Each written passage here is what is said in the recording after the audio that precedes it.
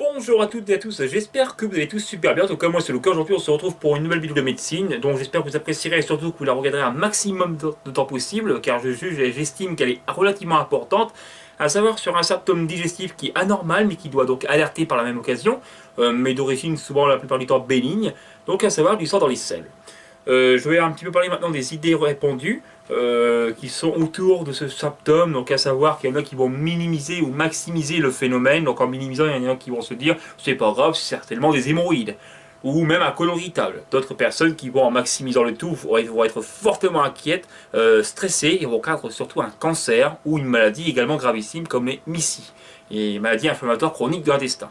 D'autres idées répandues, c'est qu'il y en a qui associent souvent les termes gravité et quantité comme synonymes, et d'autres synonymes avec sang dans les selles, on est ça doit alerter, c'est inquiétant, donc source d'inquiétude, de stress, de frayeur, bref, on va voir tout cela ensemble. Déjà, première chose qui est importante à savoir, c'est que qu'importe la quantité, qu'elle soit minime ou relativement abondante, importante, on doit systématiquement prévenir son médecin. D'une part, c'est une décision qui est sage, et d'autre part, on ne sait jamais, il faut savoir ce qui se trame derrière tout ceci, parce que ça pourrait être une cause qui vient d'une maladie qui est gravissime, d'accord? Donc il faut savoir vraiment ce qui est à l'origine de ces saignements, car, je le répète, ce n'est pas normal d'avoir cela, surtout si ça se fait de façon répétée.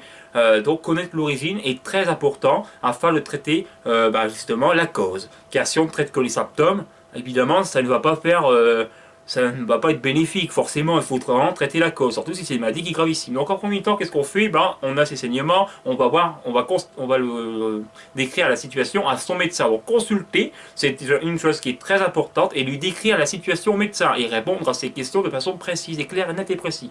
Donc on décrit la situation au médecin, genre la couleur des saignements, la forme et la consistance des selles, et là où vous l'avez retrouvé ce sang. C'est uniquement sur le papier toilette en se ressuyant dans la cuvette ou alors mélangé au sel. D'accord? Ça c'est très important.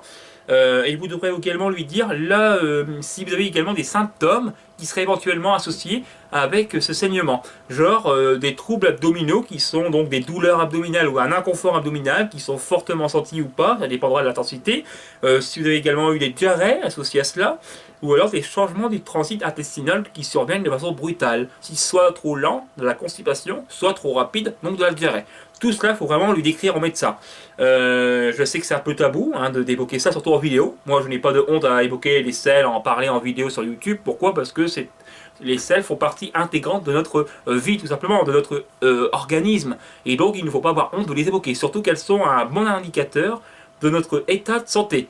Parce que des selles décolorées peuvent révéler une pathologie qui est anormale, genre une pathologie vésicule biliaire, ou du pancréas, de l'intestin grêle, ou même du foie.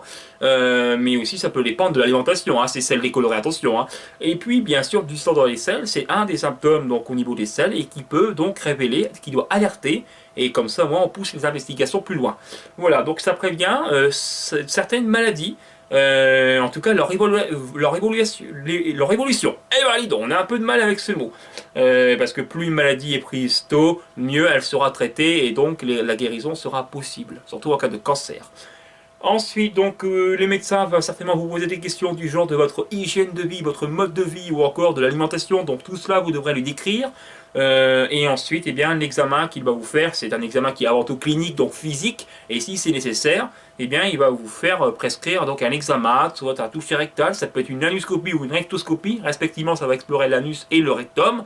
Et si c'est vraiment encore plus nécessaire que cela, explorer la totalité du gros intestin, à savoir le côlon, et donc une coloscopie, qui est un examen très connu en général, où on est sous anesthésie générale, et ça permet de détecter bon nombre de pathologies, maladies du côlon, tout simplement. Voilà, et puis il y a un critère à prendre en compte, c'est l'âge. Il est clair que si on est un sujet jeune, et qu'on a des saignements peu abondants, bon là, c'est vraiment un cas de figure qui est assez courant, assez fréquent. C'est clair que là, le médecin ne va pas systématiquement prescrire une coloscopie. En revanche, si c'est vraiment en temps la cinquantaine d'années que vous avez, que les saignements sont répétés, surtout assez abondants, assez importants, là dans ce cas-là, oui, une coloscopie sera certainement prescrite. Encore une fois, ça dépendra de l'avis du médecin. Voilà tout simplement. Donc il ne faut pas pour autant minimiser le phénomène, parce que si on minimise le tout, on va se dire c'est pas grave, ce sont des hémorroïdes. On pourrait passer à côté d'une autre maladie, car en effet on peut avoir des hémorroïdes, mais en même temps avoir une autre maladie dans le côlon, comme une tumeur qui évolue lentement mais sûrement. Et également avoir un côlon irritable et associer cela avec des saignements dans les selles, ça n'a rien à voir. du sang dans les selles n'est pas un symptôme de cette maladie, qui est le syndrome de l'intestin irritable. Ça, c'est très important, d'accord? Il y en a qui vont maximiser, donc vont craindre un cancer systématiquement quand ils ont présence de sang dans les selles. Non, encore heureux que ce n'est pas le cas. La plupart des saignements dans les selles concernent une région de l'anus ou du rectum et c'est relativement bénin. Ça, faut le savoir. La première cause des saignements dans les selles, je le dis, ce sont les hémorroïdes, puis les fissures anales. Donc vous voyez, ça va encore tout de même. À ce sujet. Donc ça se veut rassurant, n'est-ce pas? Ensuite, j'avais parlé de la quantité et de la gravité également, beaucoup associent les deux termes, alors que non. On peut en effet perdre une quantité de sang qui est relativement importante et que la cause n'est pas de gravité, elle est donc bénigne. L'inverse s'applique également. On peut perdre peu de sang, la quantité est minime quand on en perd, mais par contre ça peut être une cause qui est maligne, en tout cas de gravité. Voilà, et aussi que oui, c'est synonyme d'alerte et de frayeur ou aussi d'inquiétude, c'est normal dans le sens où il faut pousser consultation, et pas dans le sens de toujours ruminer en permanence sur son sort, non, ça va faire plus de mal que de bien forcément si on rumine trop, et dans ce cas-là, eh bien, si on a des symptômes qui sont associés, notamment de douleurs abdominales, elles vont être plus ressenties de façon plus forte, et dans ce cas-là, ce sera encore plus gênant au quotidien. Donc gardez son calme, restez serein, même si c'est vrai que c'est un symptôme qui peut faire peur, qui peut vraiment très inquiéter. Mais après, bon, on consulte et on saura ce que c'est. En général, donc c'est l'anus qui est concerné comme dans origine de saignement. Voilà tout simplement tout ce que j'avais à dire. Maintenant, on va passer à un autre sujet qui est important à savoir. Ah oui, je vais ici évoquer grossièrement tout ce qui peut causer des saignements dans les selles comme maladie. Donc ça peut être de haut en bas, je vais commencer, l'œsophage qui peut saigner et dont on peut retrouver du sang dans les selles, à savoir donc des ulcérations de l'œsophage et surtout des varices œsophagiennes, voire même de diverticules qu'on peut avoir à l'intérieur de cet organe. Après, je ne sais pas réellement s'il cause des saignements, mais en tout cas, on peut en avoir, ça c'est sûr. Suivi de l'estomac qui fait suite à l'œsophage. Donc, quand ça concerne ces organes, la poche gastrique, eh bien, ça peut être dû à des tumeurs gastriques ou des ulcères gastriques, évidemment, dont les saignements peuvent être assez importants, abondants. Dans ce cas-là, eh bien, hospitalisation est nécessaire. On est à jeun, notamment pas d'aliments solides à consommer, transfusion sanguine. Et dans ce cas-là, voilà, c'est très important. En tout cas, si l'hémorragie elle est trop intense, trop sévère. Donc après, parce qu'il y a des risques d'anémie, forcément, hein, et le pronostic vital il sera engagé. Et d'autres causes d'origine gastrique de saignement dans les selles, ça peut être aussi dû à des gastrites, souvent aigus, qui apparaissent de façon brutale, qui vont disparaître assez vite. Mais si ça apparaît de façon brutale, c'est surtout à cause de certains médicaments, comme les INS, les anti-inflammatoires non-thyroïdiens, ou encore l'aspirine, qui sont tous deux des médicaments dits gastrotoxiques pour la muqueuse de l'estomac, tout simplement. Donc ce sont des médicaments qui sont toxiques pour cette muqueuse. Ensuite, le duodénum peut être concerné par des saignements, genre par exemple eh bien, un ulcère duodénal qui est beaucoup plus fréquent que l'ulcère gastrique, et donc ça se situe notamment en bulbe duodénal après la sortie de l'estomac. L'intestin grêle peut également être concerné par les saignements, par exemple, ça va être du genre de tumeurs du grêle, qui sont très rares en comparaison de celles du côlon. Le côlon lui-même, là c'est surtout là l'origine des saignements, donc soit polypes, diverticules, ou encore maladies inflammatoires chroniques de l'intestin, telles d'une part la maladie de Crohn, et d'autre part la rectocolite hémorragique ou colite ulcéreuse. D'autres causes de saignements dans les selles à cause du côlon, ça peut être aussi une dilatation du côlon qui est anormale évidemment, car c'est dû à un côlon qui est trop toxique, ça peut arriver.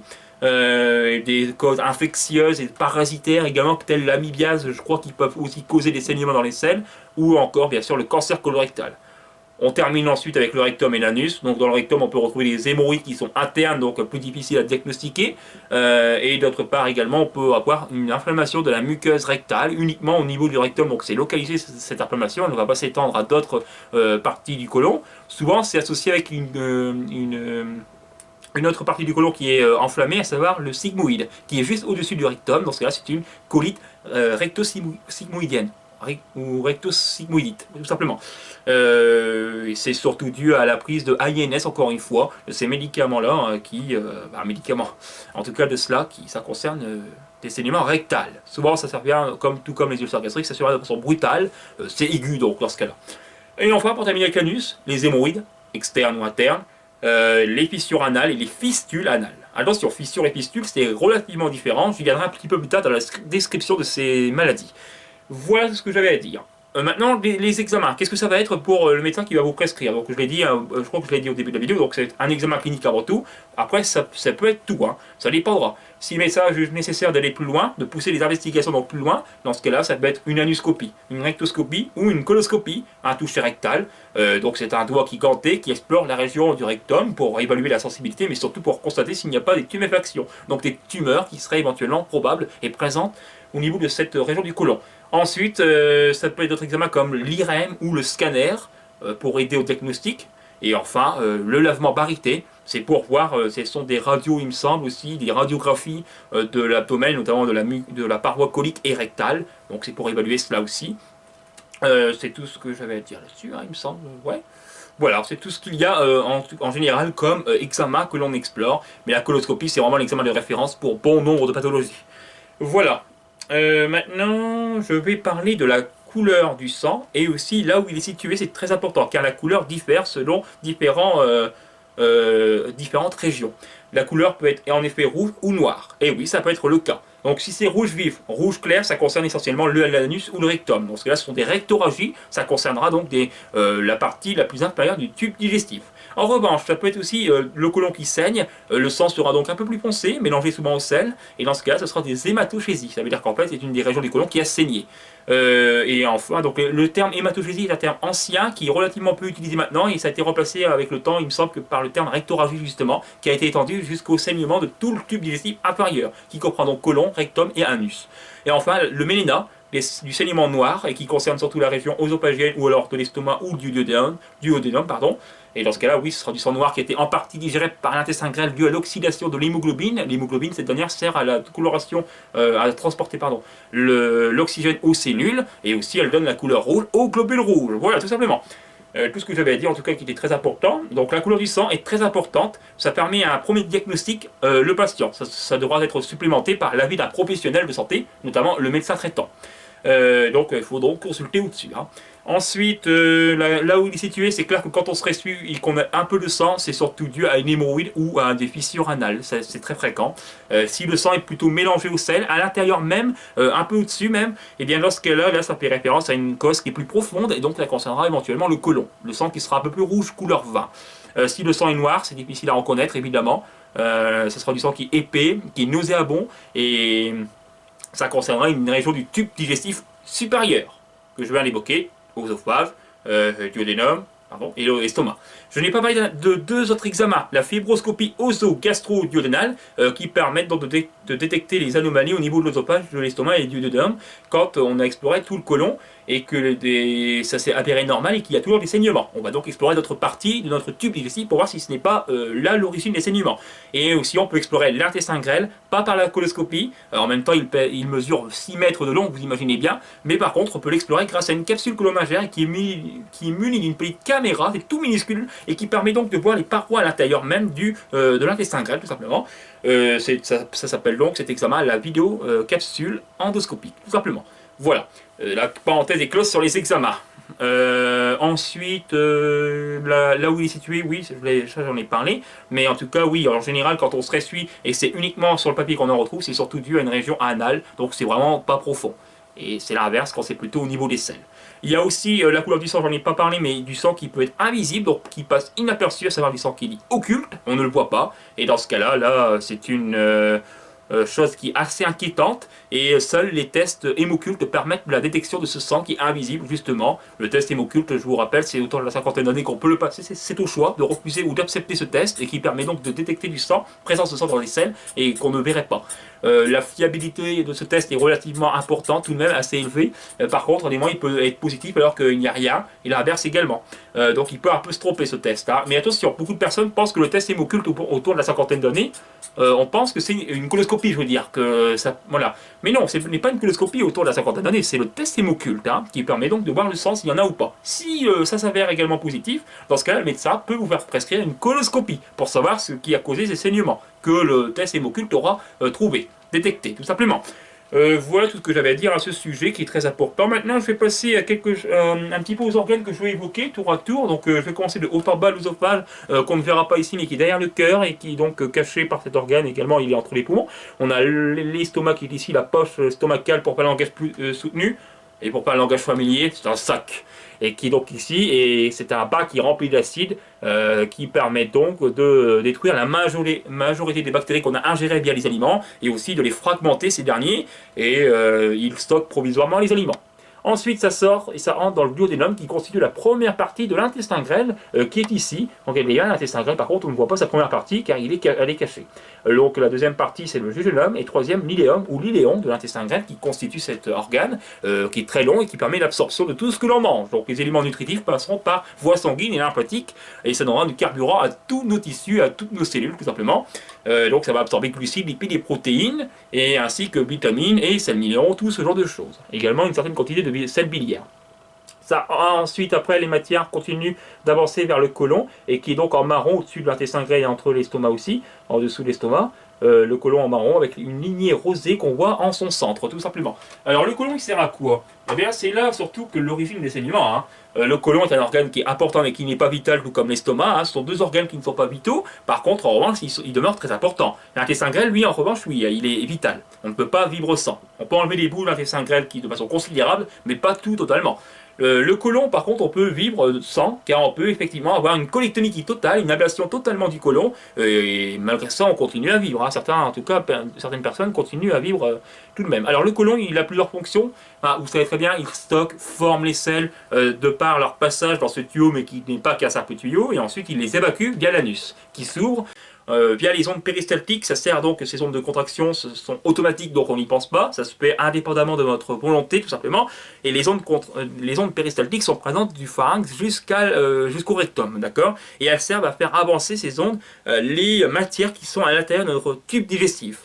Oesophage, estomac, intestin grêle, côlon, on a ces ondes qui sont présentes et tout cela permet de faire avancer ce que l'on a. En l'occurrence, dans le côlon, les sels, le côlon va ensuite en absorber une certaine quantité d'eau, donc des sels, et il contient une flore bactérienne qui est très abondante évidemment, donc des milliards et des milliards de bactéries qui sont à l'intérieur de cet organe, et ces dernières servent à synthétiser certaines vitamines que nous-mêmes on ne pourrait pas produire, notamment la vitamine K.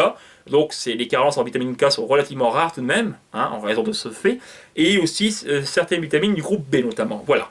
Et les bactéries servent aussi à renforcer notre système immunitaire, donc il faut bien les nourrir ces bactéries, et souvent elles ne le sont pas, en raison de différents critères, notamment parce que les repas ne sont pas assez équilibrés, trop gras, trop copieux, tout cela, hein, et trop de charcuterie, bref, et aussi dû à certains médicaments, notamment les antibiotiques qui servent, sont très utiles, mais ils ne sont pas automatiques, et surtout font des dégâts, car non seulement ils enlèvent les mauvaises bactéries, c'est bien, mais d'autre part, ils vont perturber cette flore bactérienne qui est composée normalement de bonnes bactéries servant à notre organisme. Justement, d'ailleurs, on dit que le microbiote intestinal ou la flore intestinale sont un organe à part entière, d'accord? Voilà, tout simplement.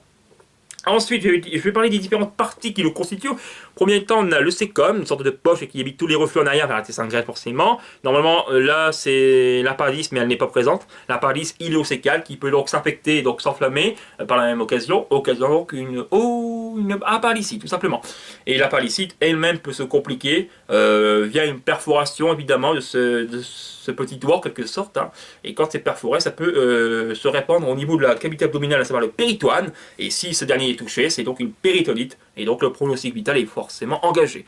Ensuite, on est au niveau du côlon droit toujours, le côlon ascendant, ça, ici, ça, on monte. Ensuite, ça se poursuit par le côlon transverse, ce dernier va passer devant différents organes comme le foie, l'estomac, le pancréas, ça va s'arrêter au niveau de la rate, et ça formera ici l'angle splénique. Le côlon gauche, on y est, et ça descend, donc c'est le côlon descendant, l'inverse de ascendant. Ça se poursuivra également par le côlon sigmoïde ensuite, qui forme en quelque sorte une sorte de coude de S au niveau du bassin.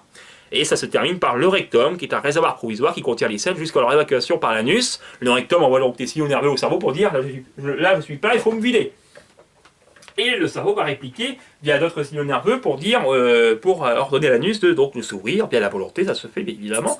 L'anus s'ouvre et ça permet l'évacuation des selles, tout simplement. Le cerveau que je vous montre, je ne sais pas, non, je ne l'ai jamais montré dans mes vidéos, car je n'ai jamais évoqué vraiment véritablement cet organe. Peut-être qu'un jour je l'évoquerai, hein. Je sais que certains abonnés m'ont déjà dit de faire des vidéos sur le cerveau, le système nerveux ou même le cœur, autre que la digestion. Mais bon, c'est un peu mon domaine la digestion, j'avoue, hein. Je ne suis pas médecin, attention, je ne suis qu'un passionné pour ceux qui ne savent pas, mais j'adore en tout cas de parler de mes connaissances sur la digestion, tout simplement j'adore ça, c'est un pur kiff, un pur moment de plaisir, tout simplement. Voilà tout ce que j'avais à dire. Donc chacune des régions évoquées du côlon peuvent être concernées par des saignements, tout simplement. Ça peut avoir pour origine un saignement au niveau de là, ici, d'accord. Chacune de ces parties peuvent donc, on peut donc retrouver des saignements. Voilà tout ce que j'avais à dire. Maintenant, je vais montrer un petit dessin qui va un tableau imaginaire imaginé par les hommes en 9 cases que l'on découpe pour l'abdomen, notre ventre, afin qu'on s'y repère le mieux possible.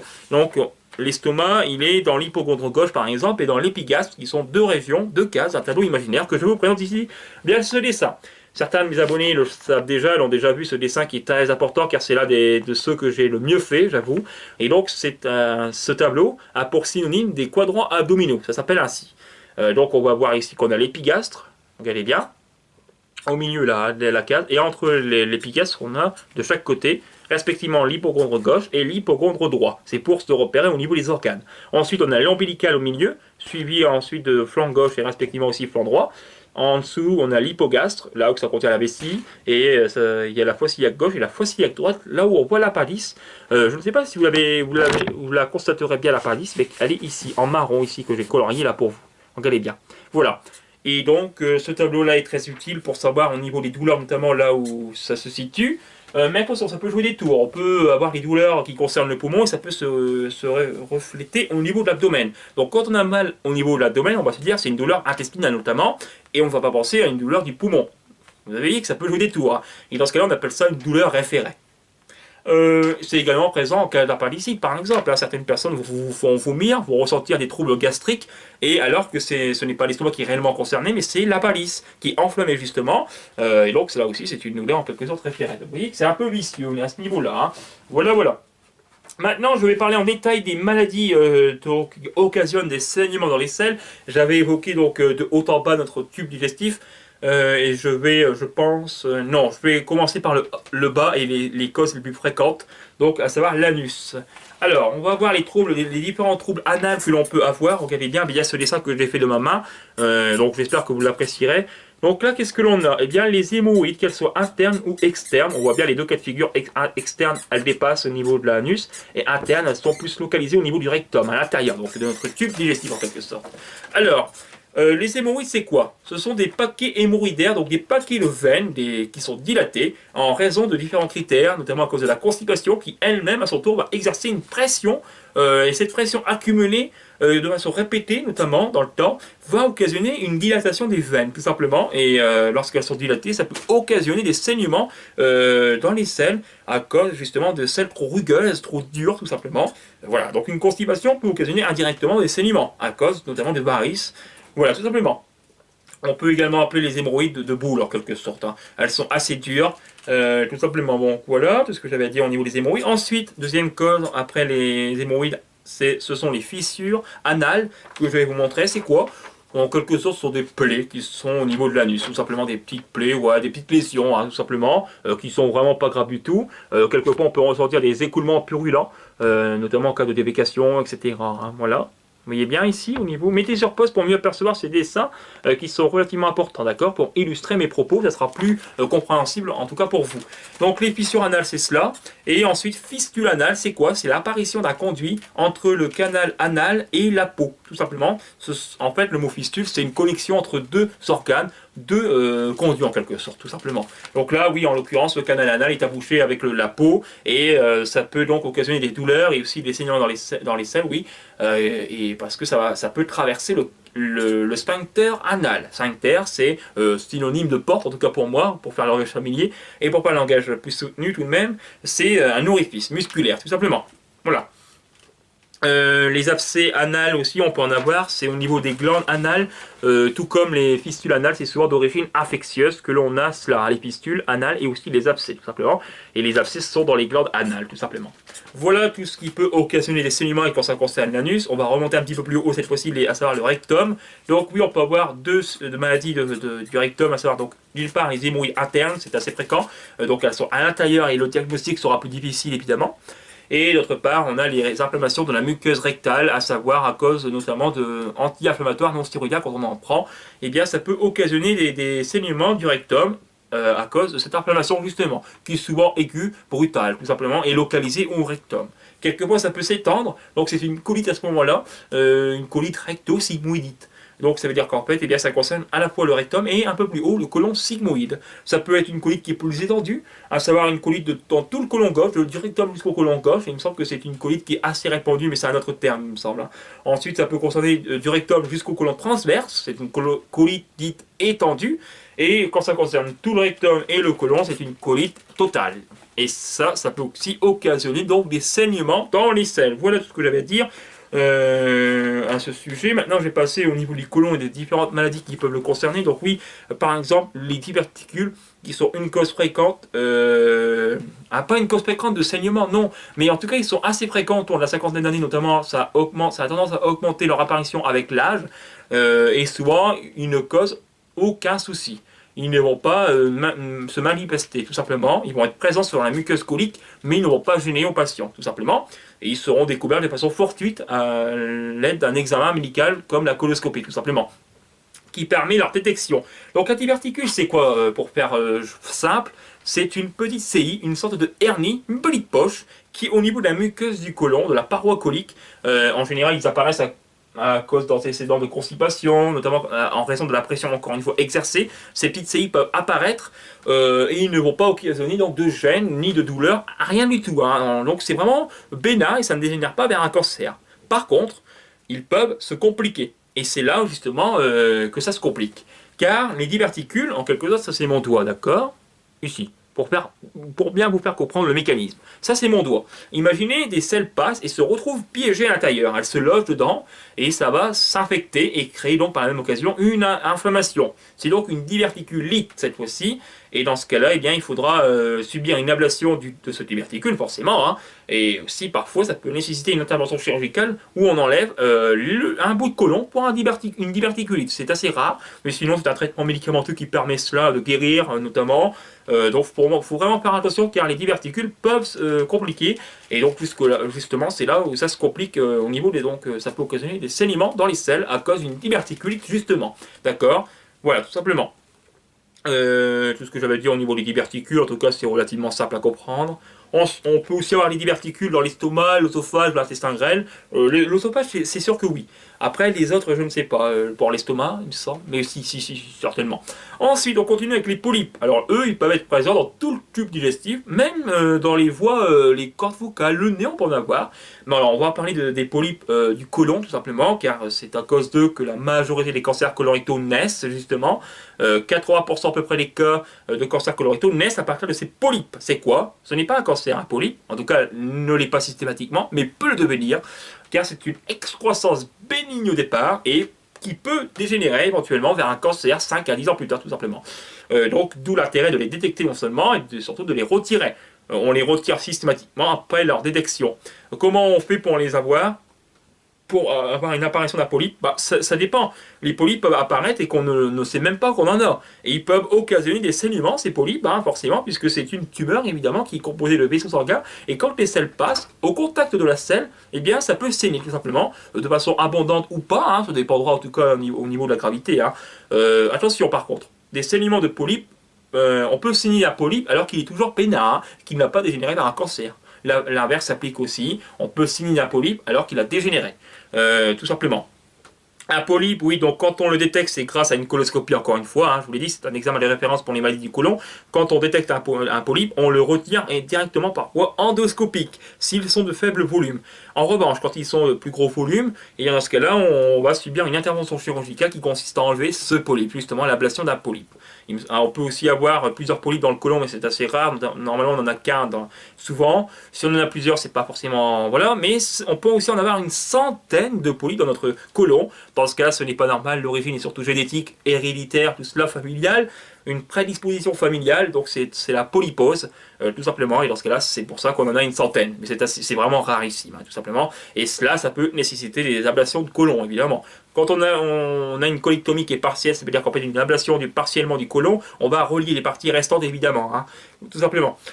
Voilà, au niveau des polis, tout ce que tu avais à te dire, c'est très important en tout cas. Maintenant, je vois que ça clignote au niveau de ma bande, je vais mettre tout cela sur mon disque dur et je reviendrai après pour parler des différentes infections. Normalement, là, je vais parler maintenant des maladies inflammatoires chroniques de l'intestin, à savoir maladie de Crohn et rectocolique hémorragique. Alors voilà, maintenant, je vais continuer ce sujet donc en parlant des maladies inflammatoires chroniques de l'intestin, donc les MICI et les MICI, à savoir rectocolique hémorragique et maladie de Crohn.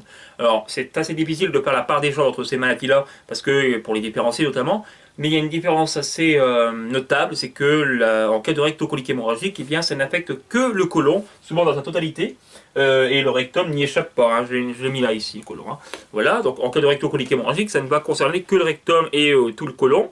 Et en cas de maladie de Crohn, en revanche, là, ça peut concerner de la bouche jusqu'à l'anus en cas d'inflammation. Mais ce sont surtout les parties du côlon et la dernière partie de l'intestin grêle, à savoir l'iléon, qui sont concernés, touchés en cas de maladie de Crohn, tout simplement. Alors, ces deux maladies-là, elles peuvent occasionner donc des saignements dans les selles, et elles sont surtout associées à d'autres symptômes, donc à des gènes abdominales, un inconfort, et surtout des douleurs, des ballonnements qui sont assez intenses, plus ou moins intenses selon certains patients, bien évidemment, hein, chaque corps est différent, mais en tout cas, beaucoup de patients ont une vie qui est au quotidien difficile à vivre, à supporter, parce que c'est souvent très difficile tout simplement. Hein. Donc en cas de maladie de Crohn, ce sont surtout des diarrhées qui sont sanglantes, donc des diarrhées avec du sang à l'intérieur. C'est très fréquent, et sans parler des douleurs qui vont derrière évidemment. Hein. Il y a des phases de poussée et des phases de rémission, tout comme la rectocolique hémorragique dans ces deux maladies-là. Eh bien, il y a ces phases-là. En cas de phase de poussée, les symptômes habituels reprennent le dessus évidemment, avec tout ce qui va avec, hein, saignement dans les selles, diarrhée, douleur, bref. Et quand les phases de rémission sont présentes, eh bien là, il n'y a pas les symptômes habituels justement. Et elles peuvent être plus ou moins longues, et peuvent être on va dire en quelque sorte aggravées aussi, hein, ou alors calmées, en fonction de l'alimentation, du mode de vie. C'est clair que si on fume, tout cela, si on mange des repas qui ne sont pas équilibrés et qui ont tendance même à aggraver l'inflammation, donc accentuer les symptômes, bah là c'est clair que la phase de rémission, enfin, la phase de poussée va perdurer évidemment. Les phases de rémission peuvent être tout aussi longues que les phases de poussée, tout simplement. Alors il me semble qu'en cas de rectocolique hémorragique, j'avais lu ça quelque part, c'est que le tabac, c'est très surprenant, a tendance à calmer, il me semble, et pire encore, en cas de rectocolique hémorragique, si on arrête le tabac, là, elle peut aggraver la rectocolique hémorragique, justement. Vous imaginez? Ça m'a beaucoup surpris, et c'est ce que j'avais lu. Par contre, je ne sais pas si c'est le cas pour l'intestin grêle, pour la maladie de Crohn, il me semble. Je ne sais pas si c'est la même chose. C'est donc assez surprenant, hein, n'est-ce pas? La rectocolique hémorragique, ça va être quoi comme symptôme? Bah, des diarrhées aussi, hein, qui vont être sanglantes, en tout cas qui peuvent l'être, pas nécessairement. Et puis, ça va être aussi plein d'ulcérations dans le côlon, donc du coup, bien des douleurs, qui vont être très désagréables. C'est souvent très invalidant et pénalisant, et ça va être aussi des glaires qui sont très présentes, et des selles parfois scléro-sanglantes, c'est-à-dire qu'en fait on retrouve des glaires mélangées avec du pus, du mucus et du sang. Voilà, d'où le terme selles scléro-sanglantes. Tout simplement au niveau des symptômes, donc ce sont à peu près les mêmes symptômes entre ces deux maladies-là, et les causes sont également à peu près les mêmes, donc une cause auto-immune certainement, hein, bien sûr, surtout, et le mode de vie a tendance également à soit atténuer, soit au contraire à accentuer les symptômes, forcément. Hein. Évidemment, l'alimentation joue un certain rôle, ça c'est sûr, mais pas forcément dans le déclenchement de ces maladies, car c'est auto-immune. Ça veut dire quoi une cause auto-immune? C'est tout simplement le système immunitaire qui se retourne contre ses propres cellules, en quelque sorte, contre l'organisme, tout simplement. Donc il va attaquer les parois de l'intestin, les cellules intestinales, tout simplement. Voilà, il ne va pas faire la différence entre les mauvaises et voilà, les bonnes cellules, tout simplement, en quelque sorte, ça c'est pour faire grosso modo. Voilà, il va pas faire la différence entre ces deux choses-là, et donc, du coup, il va se retourner contre l'organe cible, à savoir l'intestin. C'est également présent en cas de, même à l'estomac, hein, on peut avoir des gastrites auto-immunes, ou encore le pancréas, une cause auto-immune de pancréatite, notamment chronique, et qui va donc détruire la glande pancréatique. Voilà, tout simplement. Tout ce que j'avais à dire, une part de génétique et d'hérédité ne sont pas non plus à exclure, évidemment, hein, là-dessus. Voilà. Et les maladies de Crohn et aussi de rectocolique hémorragique sont des risques de cancer qui sont majorés à partir de 10 ans. Donc c'est-à-dire que une dizaine d'années après qu'on a ces maladies-là, le risque de cancer est majoré, c'est-à-dire qu'il y a un risque accru de cancer colorectal qui peut apparaître plus tard. Voilà, tout simplement. Alors les opérations, ça peut être donc pour calmer les symptômes, surtout essentiellement, hein, mais quelquefois ça peut aussi nécessiter une intervention chirurgicale, c'est-à-dire qu'en fait on retirera des bouts de côlon, notamment en cas de rectocolique hémorragique. C'est pas assez rare, mais je veux dire Voilà, ça peut être le cas en tout cas, il me semble. On retire des bouts de côlon hein, qui sont enflammés notamment et on relie les parties restantes qui sont, on va dire, moins, où c'est moins grave, tout simplement. C'est assez compliqué en tout cas, hein. Je vous le concède. Pour diagnostiquer cette maladie-là, les maladies inflammatoires de l'intestin, eh bien, c'est encore une fois grâce à la coloscopie, tout simplement. D'autres examens aussi qui peuvent aider au diagnostic de ces maladies-là, forcément, tout simplement. Il peut aussi y avoir, en cas de maladie de Crohn, des atteintes extra-digestives. En tout cas, j'ai déjà entendu un cas de ce genre, c'est-à-dire qu'en fait, il n'y a pas que les organes de la digestion qui vont être concernés, touchés, impactés. Par exemple, dans un cas que j'ai déjà entendu, c'est qu'une personne atteinte de maladie de Crohn avait eu ses reins touchés, justement. Vous imaginez, d'où la cause extra-digestive, tout simplement. Ah, une atteinte extra-digestive. Voilà tout ce que j'avais à dire au niveau de ces maladies-là. Je ne peux pas tout mentir. Il me semble aussi que les fibres sont à bannir en cas de ces maladies-là ou d'un intestin qui est, disons, fragile en quelque sorte. Les fibres. Voilà. Il me semble hein, que je ne dis pas de bêtises. En général, l'alimentation, ça dépend dans les cas, ça diffère énormément. Il y en a des personnes qui ont une alimentation qui est plutôt, voilà, on peut consommer des aliments sans trop de restrictions alimentaires, ça dépend en tout cas selon la gravité de la maladie en quelque sorte et de l'individu. Hein. Voilà, voilà. Passons à une autre maladie évidemment qui est très gravissime, à savoir le cancer colorectal, tout simplement une tumeur qui est une masse tumorale qui va évoluer au niveau de la paroi du côlon, tout simplement au niveau de sa muqueuse. Donc en premier temps, un cancer quand il apparaît, c'est dû à des cellules en quelque sorte qui prolifèrent de façon anormale, anarchique.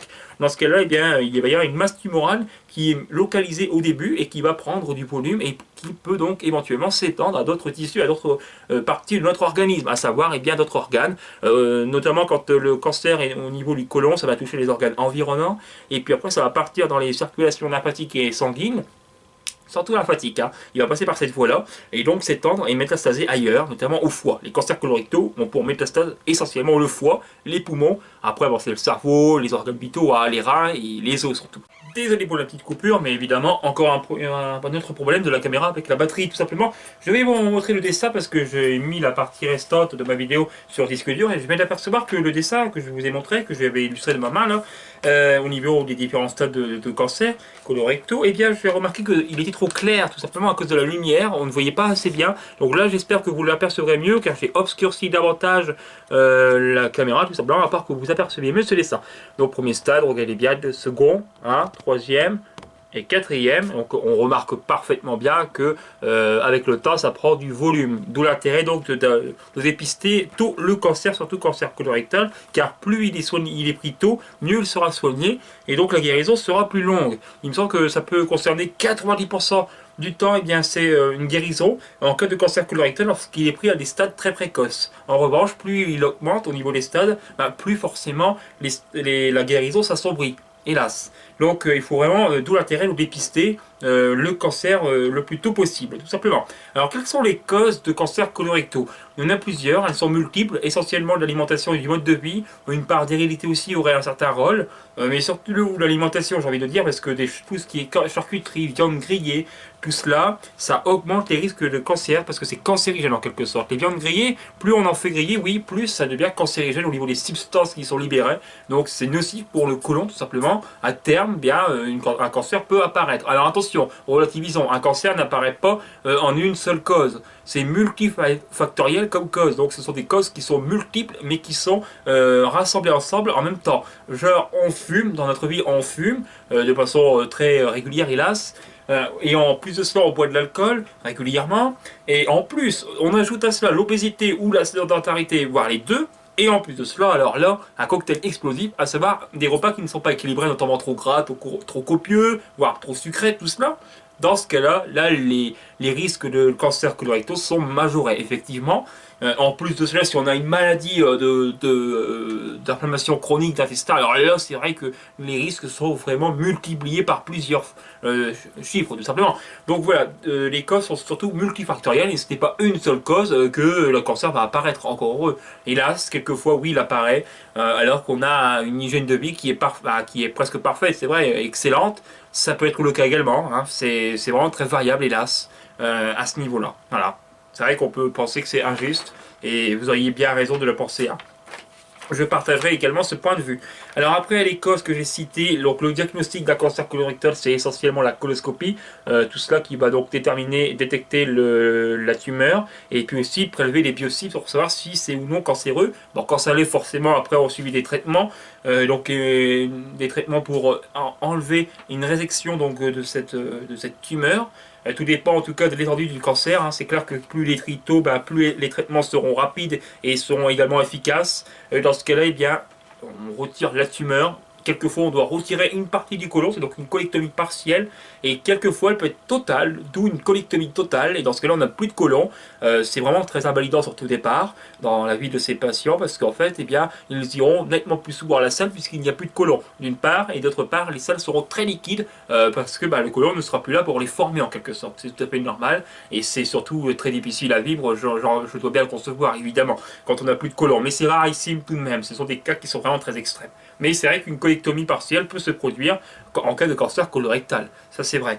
Il y a même des conséquences de cancer colorectaux dans le côlon. Par exemple, j'ai déjà entendu un cas à l'hôpital, une personne venait en se plaignant de constipation qui était chronique, elle allait de moins souvent à la selle, cette personne. En plus de cela, il n'y avait plus de gaz ensuite, donc elle a été forcément à l'hôpital, et s'est diagnostiquée d'une occlusion intestinale liée à une origine tumorale, donc d'une tumeur du côlon qui avait totalement bouché une partie de ce tuyau, qui n'est pas qu'un simple tuyau, je vous rassure, hein, d'où sa plante bactérienne justement, mais je veux dire que oui, une partie du côlon était entièrement bouchée par une tumeur du côlon, tout simplement. D'où une occlusion intestinale. Beaucoup de personnes s'interrogent beaucoup sur l'occlusion intestinale lorsqu'ils ne vont plus à la selle, notamment quand leur transit a été de façon brutale arrêté. Genre ils allaient tous les jours à la selle et après au moins 5 jours ils n'y vont plus d'un seul coup. C'est vrai que ça peut paraître brutal, ça dépend si les causes, hein. Ça peut être aussi d'origine médicamenteuse, ça a plein de causes, hein, l'alimentation aussi évidemment. Mais ce qu'il faut s'inquiéter, ce n'est pas l'arrêt des selles, mais c'est surtout associé avec l'arrêt des gaz également. Quand on ne va plus on ne gaze plus tout simplement, et là il faut vraiment s'interroger car c'est alarmant, c'est inquiétant. En même temps on dit toujours un intestin qui est bruyant, que l'on entend gargouiller tout cela, c'est signe qu'il y a du mouvement à l'intérieur, et donc que ce n'est pas coincé, qu'il est actif en quelque sorte. Donc ça c'est un bon signe quand on l'entend. Hein. Même si on a digéré tout cela, on entend forcément les contractions, par contre ça peut être très bruyant et gênant, mais au moins c'est un bon signe comme quoi qu'il n'y a rien de bouché en quelque sorte, d'accord. Donc là c'est rassurant. Surtout quand on a l'arrêt des gaz, des selles et qu'on n'entend plus rien, là c'est très alarmant. Mais attention, ce n'est pas toujours lié à une cause tumorale. Les causes sont multiples. Ça peut être aussi dû à des hernies ou encore à plusieurs causes, hein, notamment au niveau de l'intestin grêle aussi. Il peut y avoir des occlusions, surtout ici, car c'est plus étroit. Et l'intestin grêle, souvent, les hernies, quand il se tord sur lui-même, eh bien, ça, en quelque sorte, il y a une nécrose qui va arriver, destruction, donc la mort des tissus en quelque sorte, car il n'est plus approvisionné en sang. Et dans ce cas-là, eh bien, il y a la mort des tissus, et puis en plus de cela, avec la hernie, il n'y a plus rien qui peut passer. Donc c'est l'arrêt total des selles et des gaz, en quelque sorte.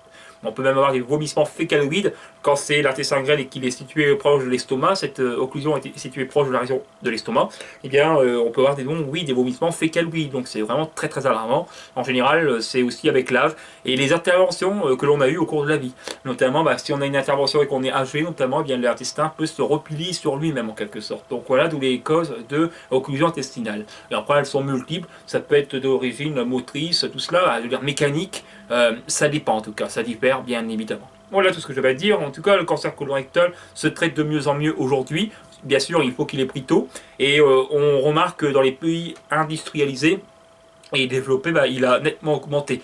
C'est l'alimentation qui est trop riche, notamment en gras, en nitrite de sodium, tous les conservateurs, les colorants, tout cela. Également une part de pesticides dans les aliments que l'on ingère. Tout cela, ça s'agglutine ensemble forcément et ça cause l'apparition quelquefois, hélas, d'un cancer. Donc il faut vraiment veiller à cela en quelque sorte, hein, c'est vrai. Voilà, tout simplement tout ce que j'avais à dire au niveau des détails sur le cancer colorectal. Voilà. Maintenant, ah oui, aussi qu'en cas de cancer colorectal, eh bien la plupart du temps, le symptôme, c'est du sang dans les selles forcément, mais il est invisible dans la plupart des cas. Quelquefois, il est visible et ça peut donc signifier une cause d'origine tumorale, donc un cancer, tout simplement. Attention, le mot tumeur peut inquiéter, c'est vrai, et c'est normal, mais le mot tumeur n'est pas synonyme de cancer. Le mot tumeur désigne simplement une masse de cellules qui évolue de manière un peu donc, anormale, mais ce n'est pas forcément un cancer. C'est simplement une tumeur bénigne, ça veut dire qu'elle est restée localisée, qu'elle ne va pas s'étendre à d'autres tissus, ne pas s'éloigner de son foyer local en quelque sorte. Tandis qu'à l'inverse, une tumeur maligne, là ça peut être oui synonyme de cancer, car la tumeur maligne va s'étendre à d'autres tissus ensuite, par la suite, tout simplement. Voilà tout ce que j'avais à dire au niveau de cela, c'est très important tout de même. Alors, je pense que j'ai dit les principales choses que je connaissais à ce niveau-là. Maintenant, on va passer donc, ah oui, les cas les plus graves donc, de saignement dans les selles, les cas donc, majeurs, c'est surtout donc, le cancer colorectal ainsi que le MICI, maladie inflammatoire chronique dans l'intestin, et aussi les ulcères donc gastriques ou duodénaux, surtout de l'estomac, hein, qui peuvent saigner. Dans ce cas-là, ça peut être très gravissime car les hémorragies peuvent être abondantes. Alors, quand les hémorragies le sont importantes, et bien dans ce cas-là, oui, il faudra aller à l'hôpital, nécessiter une comment vous dire, nécessiter une hospitalisation et bien sûr rester à jeun, des liquides intraveineux qui vont passer dans votre sang pour la nutrition, etc. Forcément, c'est logique à ce niveau-là. Bah voilà tout ce que j'avais à dire, mais sinon dans les cas mineurs ce sont les hémorroïdes, les fissures anales et encore les fistules sur de chaud. En tout cas ce n'est pas, voilà, c'est surtout les hémorroïdes. Et la première cause de saignement dans les selles, je le rappelle, je le redis, ce sont les hémorroïdes tout simplement. Voilà tout ce que j'avais à dire. Maintenant, j'espère que vous aurez bien apprécié la vidéo. Il faut revenir un petit peu à la conclusion de tout ce que j'ai dit. Ça a duré assez longtemps, c'est vrai, mais j'adore être précis évidemment. Ça, vous me connaissez parfaitement pour vos abonnés proches. Alors, qu'est-ce qu'il faut retenir? Premièrement, c'est que la plupart du temps, la cause est d'origine bénigne et surtout d'origine donc anale, hémorroïde ou fissure anale. Il ne faut pas pour autant minimiser le tout. Et donc, il faut tout de même quelquefois accepter un examen, donc la coloscopie notamment, pour voir écarter d'autres hypothèses, d'autres cas de maladie qui pourraient être présentes malgré tout. On peut effectivement avoir des hémorroïdes et en même temps avoir une tumeur qui évolue. Attention, ça diffère bien sûr selon les cas, encore une fois. Que du sang dans les selles n'est pas toujours et même assez rarement associé à un cancer colorectal, heureusement d'ailleurs, sinon il y en aurait énormément, de cancers colorectaux, déjà qui sont très nombreux. En même temps, si les cancers colorectaux ont augmenté, c'est grâce d'une part à l'alimentation, hélas, mais aussi des techniques que maintenant qui permettent la détection des cancers de plus en plus tôt. Donc on prend des toutes petites tumeurs, on peut maintenant les repérer et donc les prélever, tout cela. Et donc les traitements seront nettement plus efficaces. À ce moment-là, voilà, tout simplement. Bon, j'ai dit les principales choses à ce niveau-là. Maintenant, je continue avec la conclusion de cette vidéo. Qu'est-ce qu'il faut retenir? C'est que la quantité n'est pas synonyme de gravité, très important, et que les différentes maladies, donc les maladies qui peuvent occasionner du sang dans les selles, c'est donc cancer, tumeurs donc bénignes comme polypes, diverticules, quelquefois des petites hernies, des MICI, toutes sortes de choses. Ça peut aussi concerner des saignements de l'estomac, tout cela, donc des ulcères ou des tumeurs gastriques ou aussi des gastrites aigus qui apparaissent de façon brutale. Et aussi la couleur du sang et la forme des selles a un rôle important pour déterminer la santé du patient. C'est clair que si donc il y a du sang dans les selles, c'est anormal et donc ça doit alerter et inquiéter, d'où la consultation vers un médecin, vers son médecin traitant tout simplement. Et puis la couleur des selles, oui, est très importante également pour déterminer s'il n'y a pas ou non une telle pathologie. Alors si les selles sont verdâtres, ça fait référence à une pathologie de la vésicule biliaire, mais pas toujours, heureusement. Ou alors si elles sont jaunâtres, ça fait plutôt référence à une pathologie du pancréas éventuellement, ou d'intestin grêle, bref, sur deux choses. Voilà tout ce que j'avais à dire. À ce niveau-là, et ouais, j'ai pas d'autre chose à dire. En tout cas, voilà, j'espère que vous aurez bien retenu la vidéo. Et les examens principaux qu'on fait passer, on peut vous faire passer si c'est nécessaire, bien sûr, selon le médecin, ce qu'il décidera à ce sujet. C'est un simple toucher rectal, une anuscopie, une rectoscopie, ou alors surtout la coloscopie. Essentiellement cela. Sans parler de l'examen clinique, forcément. Voilà tout ce que j'avais à dire. Maintenant, je vous dis à la prochaine pour les prochaines vidéos.